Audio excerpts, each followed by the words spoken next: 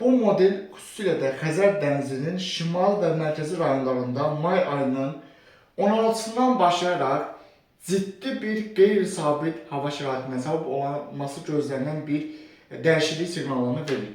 Bu sistem may ayının xüsusilə də 16-sından başlayaraq Xəzər dənizi ərazisində aktiv olacaq. May ayının 17-si, 18-ci isə bu sistemin daha da güclənməsi gözlənilir.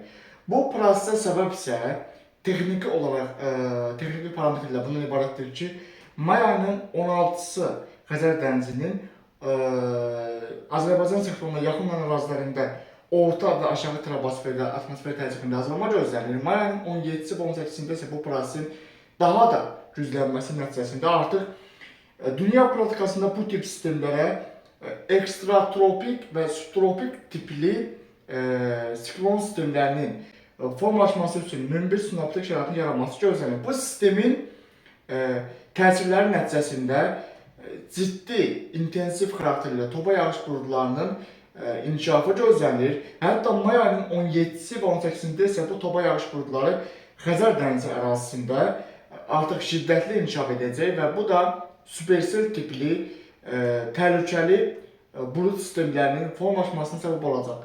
Bu yağıntı sistemlərinin Bakı, Abşeron, Sumqayıt arasında təsir etməsi gözlənir. Yəni may ayının 16-sında Bakıda havada buludluğun artması, qısa müddətli yağış yağması, şimşək çaxması ehtimalları var.